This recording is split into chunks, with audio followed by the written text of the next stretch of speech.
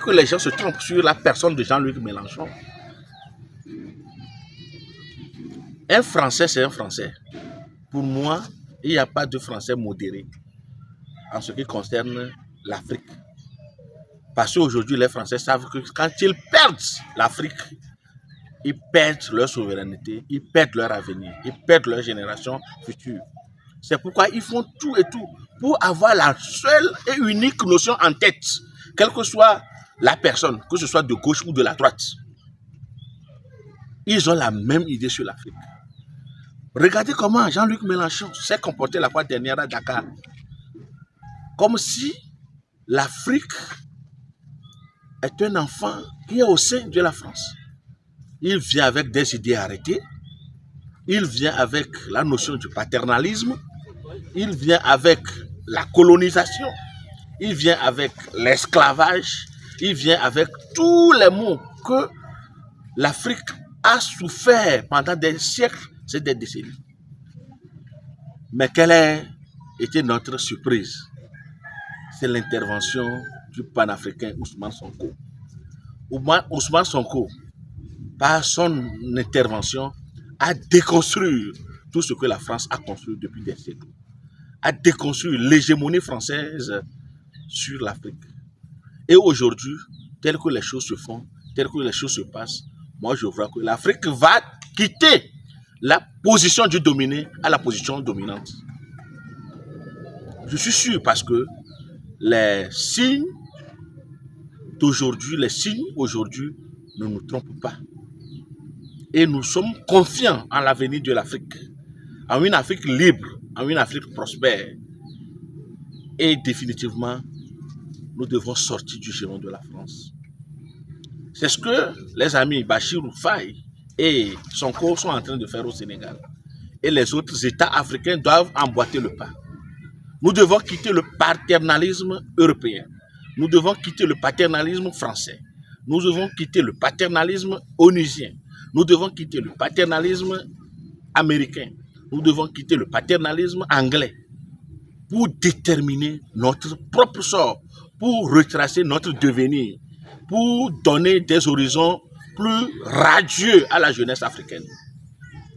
Et donc, nous allons suivre Ousmane Sonko, les déclarations qu'il avait faites lors de cette rencontre, de cette visite de Jean-Luc Mélenchon. Suivons plutôt. On ne peut pas en passer, imaginer une seconde que la France puisse avoir une monnaie qui ne lui appartienne pas véritablement. Faire de notre pays ce qu'il est devenu, nous pouvons faire plus et mieux et obtenir plus que mieux.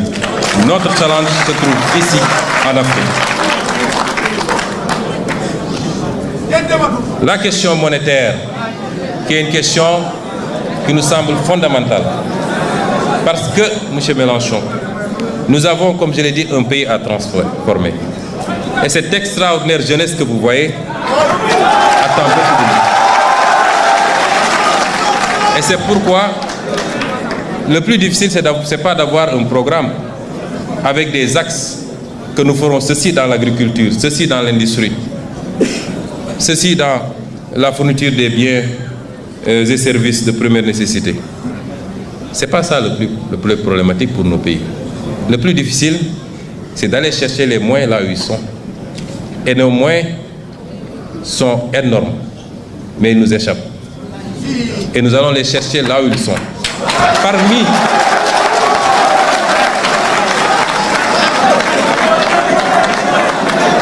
Et sous ce chapitre, je voudrais dire que la monnaie, tout autant que l'impôt, est un puissant levier économique et un instrument de souveraineté. Vous avez tantôt parlé de souveraineté. On ne peut pas en passer, imaginer une seconde que la France puisse avoir une monnaie qui ne lui appartienne pas véritablement. Aucun État digne de ce nom ne doit sous-traiter sa monnaie. Et en guise d'exemple, le général de Gaulle, qu'il avait si bien compris qu'à la veille du débarquement de Normandie, lorsque Winston Churchill lui fit part de l'intention des Américains d'imposer à la France, après la libération, d'imposer à la France, après la libération, une nouvelle administration, une monnaie appelée billet-drapeau, le général piqua une colère noire. Vous connaissiez ces colères. Allez, faites la guerre avec votre fausse monnaie, rétorqua-t-il. Ce billet ne circula que peu de temps en Normandie, notamment un seul mois, deux ou trois mois, de juin à août 1944, avant d'être définitivement retiré. Voici ce que nous en disions sur la question monétaire dans notre ouvrage intitulé « Solutions pour un Sénégal nouveau ». Je disais alors que nous optons sans équivoque pour une sortie prudente de ce système exsangue, car les banques centrales ayant perdu toute initiative de change pour maintenir ce taux de réserve, compriment nos économies et réduisent l'activité interne par une limitation des émissions monétaires. Ce que nous proposons, c'est de restituer à la monnaie ses fonctions d'écoute et de financement de l'économie par la formulation de l'offre des productions à l'exportation et à la consommation intérieure, l'appui aux politiques industrielles, et j'en passe, et j'en passe. Et c'est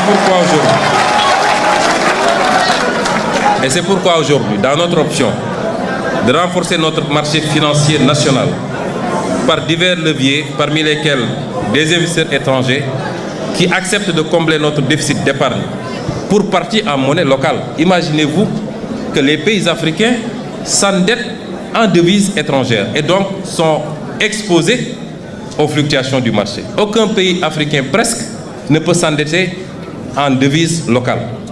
Et cela doit cesser parce que nous en subissons les contre-coups. Et ce que nous voulons également, c'est une monnaie flexible, arrimée au moins à deux devises, à même d'aider à amortir les chocs exogènes et accompagner notre compétitivité à l'exportation. Je ne pourrai pas faire tous les développements sur la question monétaire, mais si j'en parle, c'est que à chaque fois qu'un homme politique africain soulève la question monétaire, il devient le diable incarné.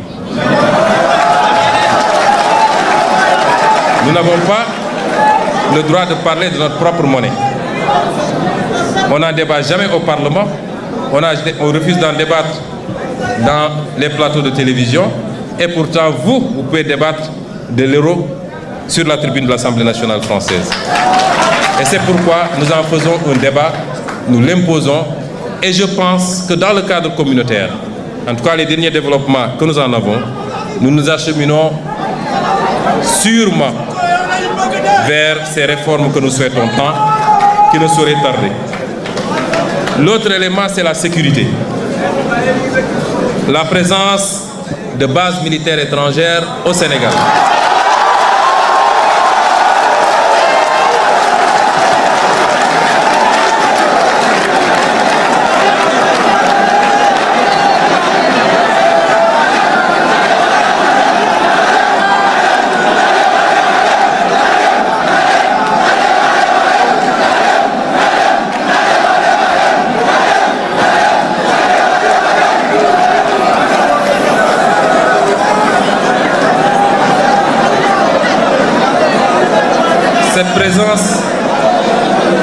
Cette présence de bases militaires suscite des interrogations légitimes, plus de 60 ans après nos indépendances. Nous devons nous interroger sur les raisons pour lesquelles l'armée française, par exemple, bénéficie toujours de plusieurs bases militaires dans nos pays et sur l'impact de cette présence sur notre souveraineté nationale et notre autonomie stratégique. L'histoire récente, j'aime bien prendre des exemples sur la France elle-même. L'histoire récente de la France est très riche en anecdotes intéressantes sur la problématique et les enjeux de la question sécuritaire. Entre 1956 et 1958, vous êtes historien, je ne le suis pas, je peux me tromper sur les dates et même sur les faits.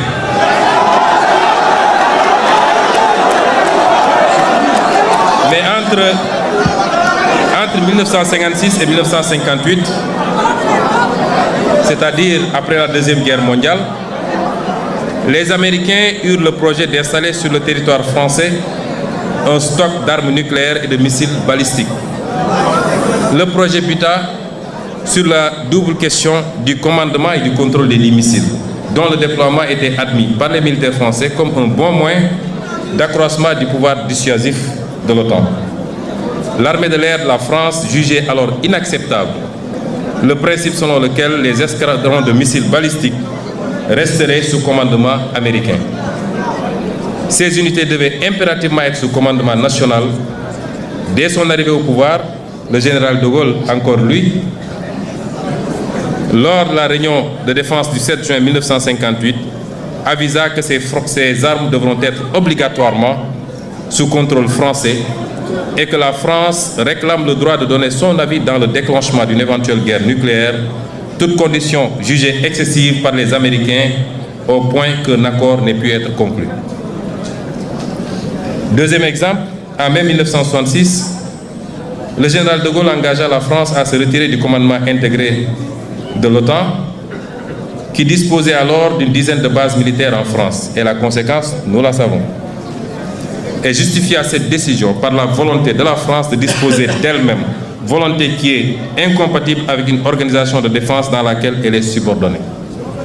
Je réitère ici la volonté du Sénégal de disposer de lui-même, laquelle volonté est incompatible avec la présence durable de bases militaires étrangères au Sénégal. Ceci ne remet pas en question les accords de défense. Nous entretenons des accords de défense avec beaucoup de pays, les États-Unis, la Grande-Bretagne, la Chine même, je crois, beaucoup de pays. On peut avoir des accords de défense sans que cela ne justifie que le tiers de la région de Dakar soit occupé aujourd'hui par des garnisons étrangères.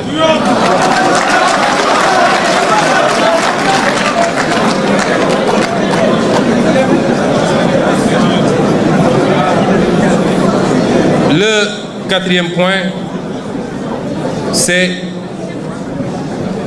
le juste gain sur nos propres ressources naturelles. Nous l'avons dit plus haut, le modèle que nous voulons pour nous repose sur une mobilisation optimale des ressources endogènes. Nous disons merci à tous nos partenaires. L'Union européenne est le premier en matière d'aide au développement. 51% de l'aide au développement vient de la zone Union européenne, dont 20% de l'Union elle-même et les 80% du cadre bilatéral. C'est une bonne chose. Mais si vous mettez en parallèle ou en contradiction cette aide par rapport à ce que nous perdons, nous, dans la relation réelle, économique, qui peut se jauger à travers l'exploitation de nos ressources naturelles, à travers les clauses des marchés publics exploités sur le pays, je peux vous assurer que nous perdons 10 fois plus ou 20 fois plus.